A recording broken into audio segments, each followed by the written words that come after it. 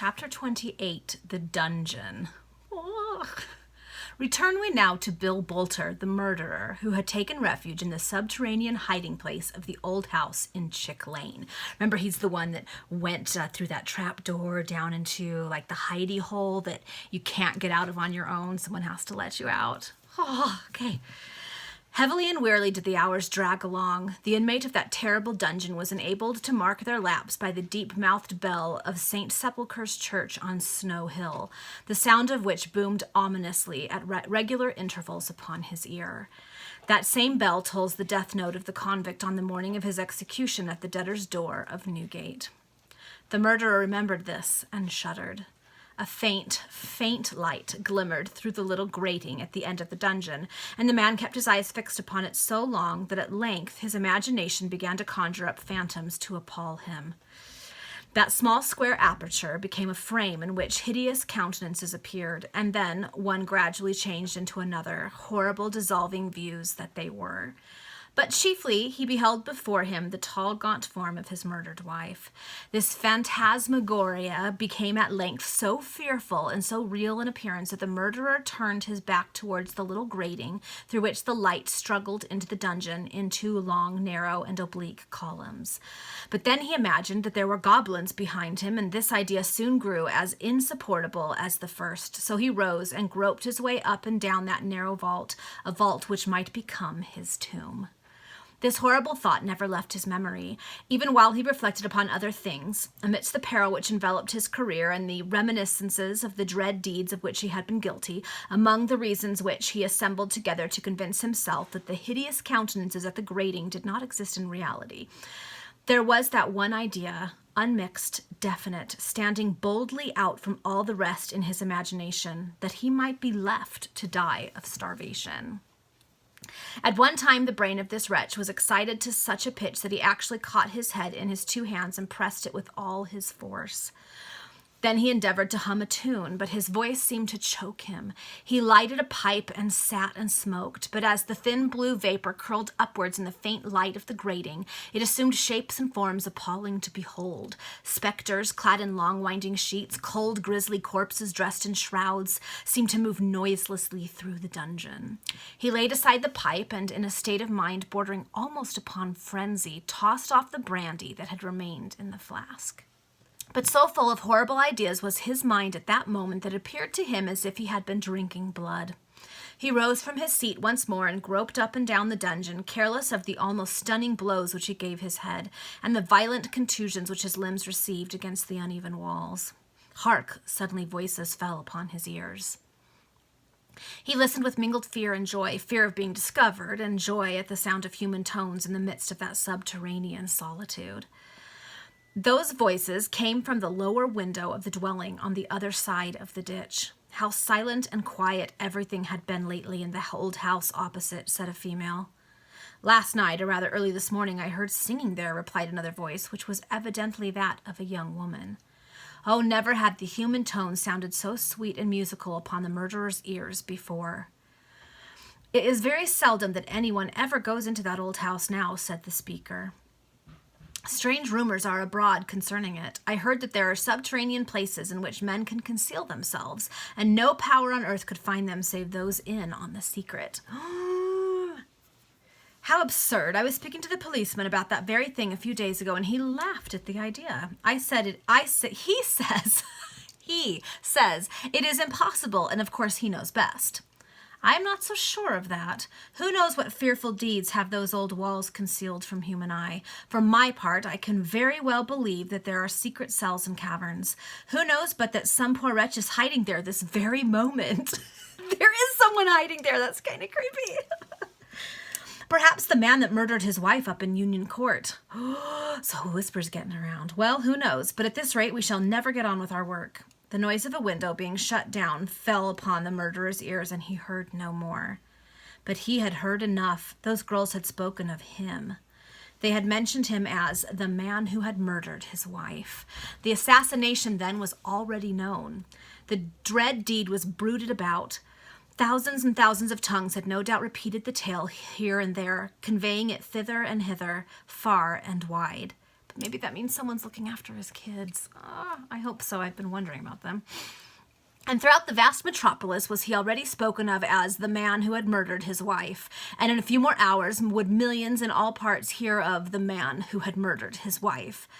And already were the officers of justice actively in search of the man who had murdered his wife. Heavily, heavily passed the hours. At length the dungeon became pitch dark, and then the murderer saw sights more appalling than when the faint gleam stole through the grating. In due time, the sonorous voice of St. Sepulchre proclaimed the hour of 9.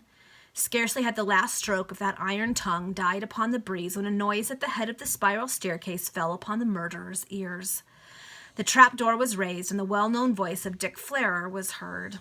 "Well, Bill, alive or dead, eh, old fellow?" exclaimed the burglar. "Alive, and that's all, Dick," answered Bill Bolter, ascending the staircase. "How pale you are, Bill," said Dick, the moment the light of the candle fell upon the countenance of the murderer as he emerged from the trapdoor. "Pale, Dick?" said the wretch, a shudder passing over his entire frame. "I do not believe I can stand a night in that infernal hole." "You must, Bill, you must," said Flarer. "All is discovered up in Union Court there, and the police are about in all directions." "When was it found out? Tell me the particulars. Speak," said the murderer, with frenzied impatience. "Why, it appears that the neighbors heard a devil of a noise in your room, but didn't think about it, because you and Polly used to spar a bit now and then. But at last the boy, Harry, went downstairs and said that his mother wouldn't move and that his father had gone away. So up the neighbors went, and then everything was blown. The children was sent to the workhouse." "Oh, no!" "And the coroner held his inquest this afternoon at 3. Harry was had up before him, and what?" demanded Bolter hastily. "And in course," said Dick, "the coroner got out of the boy all the particulars, so the jury returned a verdict of willful murder, eh?" said Bill, sinking his voice almost to a whisper. "Willful murder against William Bolter," answered Dick coolly. "That little vagabond Harry," cried the criminal, his entire countenance distorted with rage. "I'll have the death on him." Ugh! It's his own kid. We left alone with the body of his dead mother after this guy killed her. And now he's been sent to the workhouse. Which means he's probably separated from his sister because they weren't necessarily kept together. I'm worried about them now, too. "All right. There's no news at all about the other affair up at Clapton, and no stir made in it at all," said Dick after a moment's pause. "So that their business is all right. But here's a lot of grub and plenty of lush, Bill. That'll cheer you if nothing else will." "Dick," exclaimed the murderer, "I cannot go back into that hole. I'd rather get nabbed at once. The few hours I have already been there have nearly drove me mad, and I can't. I won't attempt the night in that infernal cold damp vault. I feel as if I was in my coffin." Well, you know best," said Dick coolly. "A hempen neckcloth at tuck-up fair and a leap from a tree with only one leaf is what you'll get if you persevere. In other words, you're going to get hung if they catch you." Bolter wrung his hands and threw glances of extreme terror around the room. "What am I to do? What am I to do?" "Lie still down below for a few weeks, or go out and be scragged," said Dick Flarer. "Come, Bill, be a man, and don't take on in this here way. Besides, I'm in a hurry and must be off. I've brought you enough grub for 3 days, as I shan't come here too often till the business has blowed over a little." Bill Bolter took a long draught from a quart bottle of rum which his friend had brought with him, and he then let his spirits revive. Horrible as the prospect of a long sojourn in the dungeon appeared, it was still preferable to the fearful doom which must inevitably follow his capture, and accordingly the criminal once more returned to his hiding place. It's miserable. Dick Flarer promised to return on the 3rd evening from that time, and the trap door again closed over the head of the murderer. Dick Flarer promised to return on the 3rd evening from that time, and the trap door again closed over the head of the murderer. Bolter supped off a portion of the provisions which his friend had brought him, and then lay down upon the hard stone bench to sleep. A noisome stench entered the dungeon from the ditch, and the rats ran over the person of the inmate of that subterranean hole. Repose was impossible. The miserable wretch therefore sat up and began to smoke. By accident he kicked his leg a little way beneath the stone bench. The heel of his boot encountered something that yielded to the touch, and a strange noise followed. That noise was like the rattling of bones. The pipe fell from the man's grasp, and he himself was stupefied with sudden terror. At length, exercising immense violence over his feelings, he determined to ascertain whether the horrible suspicions which had entered his mind were well-founded or not. He thrust his hand beneath the bench and encountered the moldering bones of a human skeleton. With indescribable feelings of agony and horror, he threw himself upon the bench, his hair on end and his heart palpitating violently. Heaven only can tell how he passed that long, weary night, alone in the darkness of the dungeon, with his own thoughts, the skeleton of some murdered victim and the vermin that infected the subterranean hole. He slept not a wink through those livelong hours, the lapse of which was proclaimed by the voice of St. Sepulchre's solemn mid-deep-toned bell. And none who heard the bell during that night experienced feelings of such intense anguish and horror as the murderer in his lurking hole. Not even the neighboring prison of Newgate, nor the hospital of St. Bartholomew, nor the deathbed of a parent, knew mental suffering as so terrible as that which wrung the heart of this guilty wretch. The morning dawned, and the light returned to the dungeon.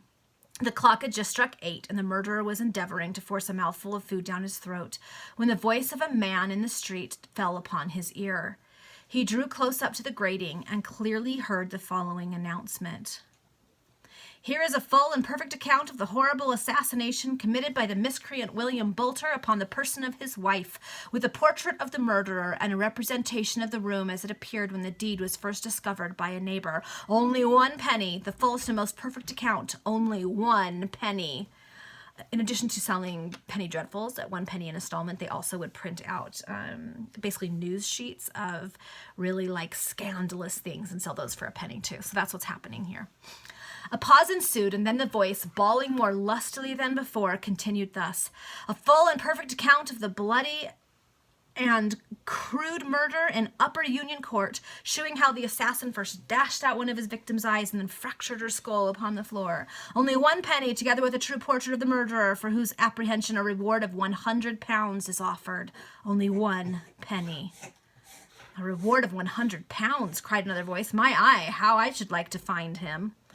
Wouldn't I precious soon give him up, said a third. I wonder whereabouts he is, said a fourth. No doubt that he has run away, perhaps to America, perhaps to France. That shows you how much you know about such things, said a fifth speaker. It is a very strange fact that murderers always linger near the scene of their crime. They are attracted towards it, seemingly, as the moth is to a candle. Now, for my part, I shouldn't at all wonder if the miscreant was within 100 yards of us at the present moment. He's even closer than that. Only 1 penny, the fullest and most perfect account of the horrible and bloody murder. The itinerant vendor of pamphlets passed on, followed by the crowd which his vociferations had collected, and his voice soon ceased to break the silence of the morning. Boulter sank down upon the stone bench, a prey to maddening feelings and fearful emotions.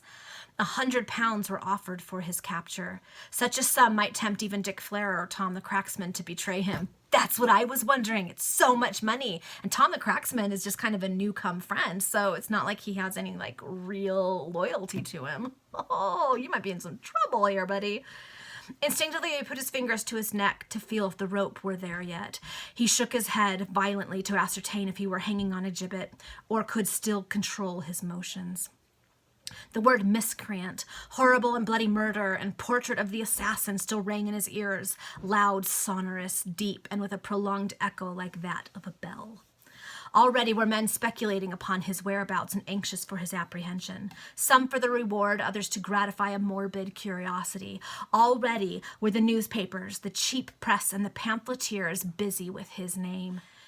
None now mentioned him save as the miscreant William Boulter.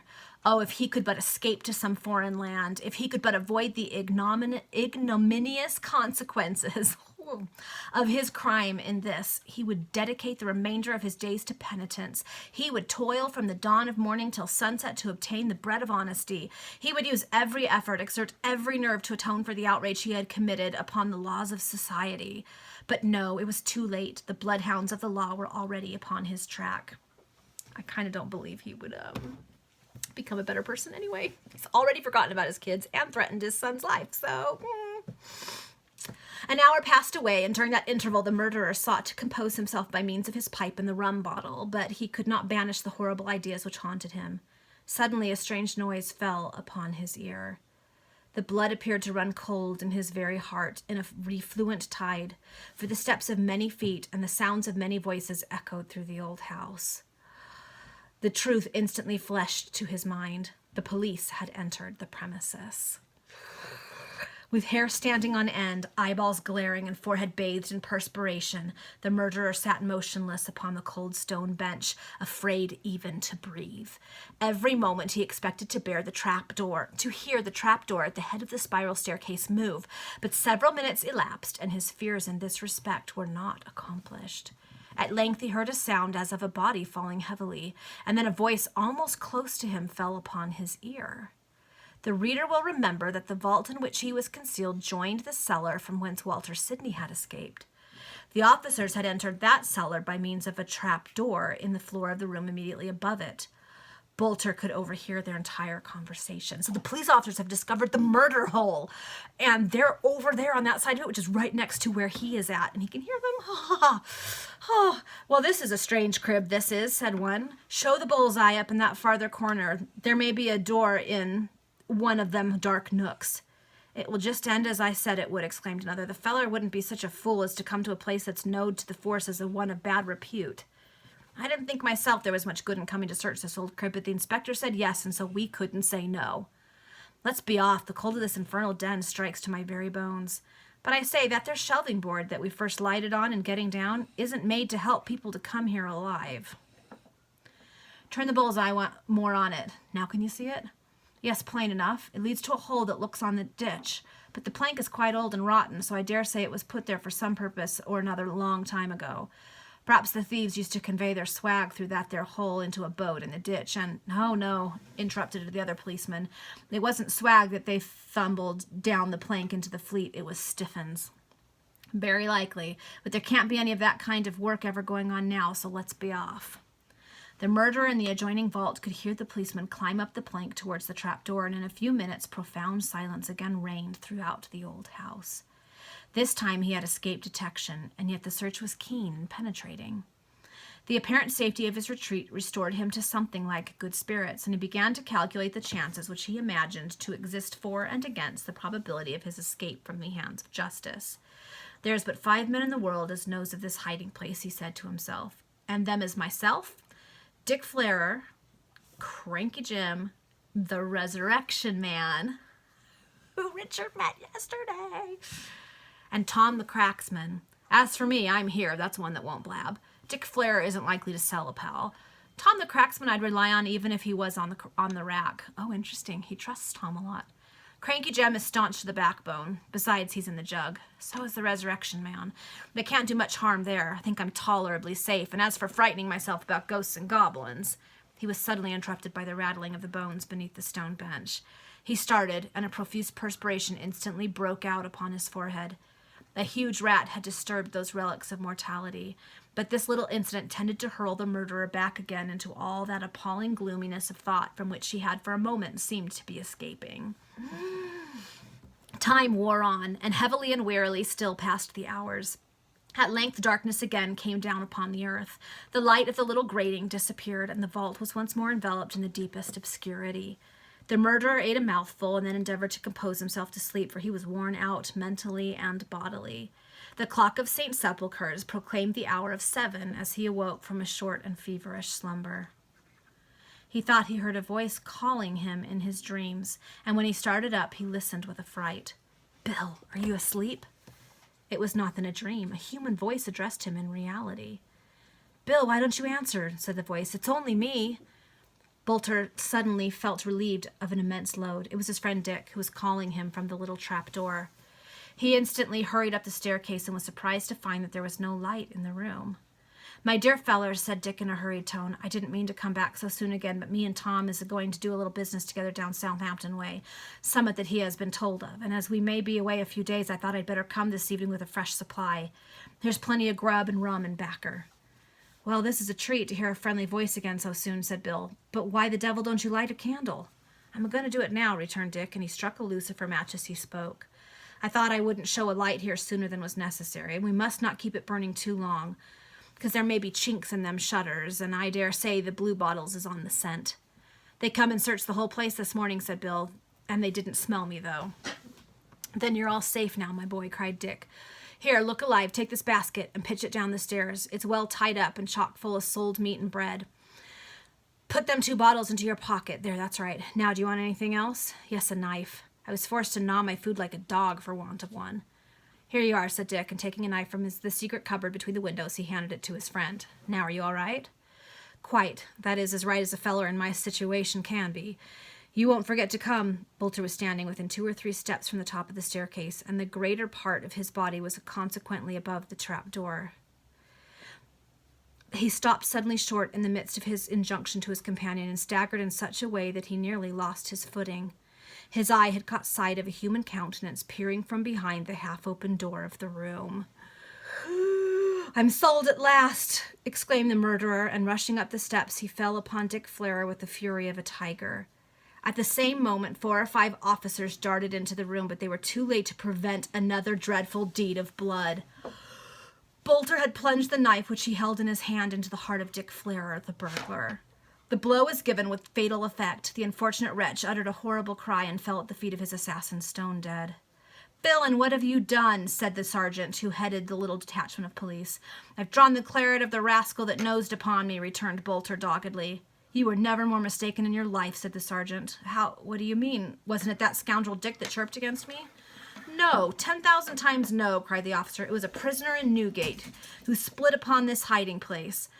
Somehow or another he heard of the reward offered to take you, and he told the governor the whole secret of the vault, without knowing whether we would find you here or not. We came to search it.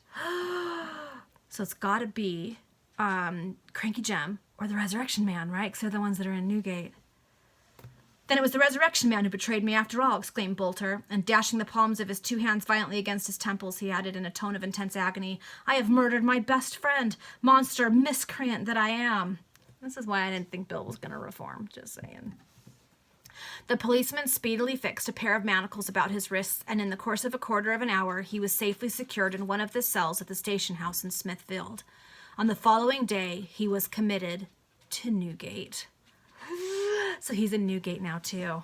Ah! Okay, I'll see what happens tomorrow.